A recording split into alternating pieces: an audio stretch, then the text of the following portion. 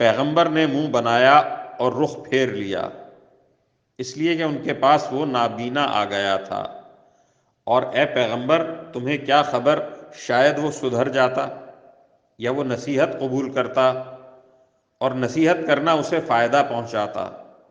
وہ شخص جو بے پرواہی دکھا رہا تھا اس کو تو تم پیچھے پڑتے ہو، حالانکہ اگر وہ نہ سدھرے تو تم پر کوئی ذمہ داری نہیں آتی۔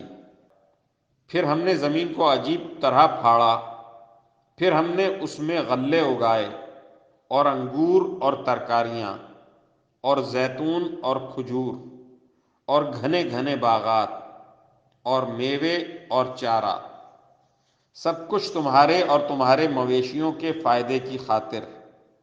آخر جب وہ کان پھاڑنے والی آواز آ ہی جائے گی، اس وقت اس ناشکری کی حقیقت پتہ چل جائے گی، کیونکہ ان میں سے ہر ایک کو اس دن اپنی ایسی فکر پڑی ہوگی کہ اسے دوسروں کا ہوش نہیں ہوگا۔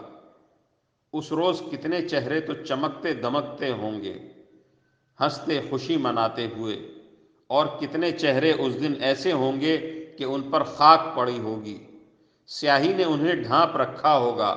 یہ وہی لوگ ہوں گے جو کافر تھے، بدکار تھے۔ قسم ہے ان فرشتوں کی جو کافروں کی روح سختی سے کھینچتے ہیں اور جو مومنوں کی روح کی گرہ نرمی سے کھول دیتے ہیں۔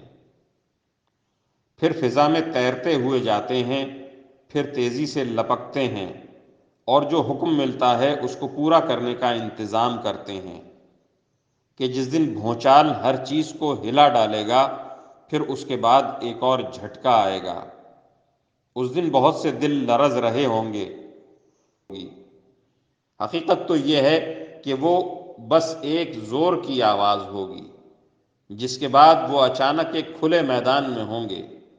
اے پیغمبر کیا تمہیں موسیٰ کا واقعہ پہنچا ہے، جب ان کے پروردگار نے انہیں طوا کی مقدس وادی میں آواز دی تھی کہ فرعون کے پاس چلے جاؤ، اس نے بہت سرکشی اختیار کر رکھی ہے، اور اس سے کہو کہ کیا تمہیں یہ خواہش ہے کہ تم سنور جاؤ، اور یہ کہ میں تمہیں تمہارے پروردگار کا راستہ دکھاؤں تو تمہارے دل میں خوف پیدا ہو جائے۔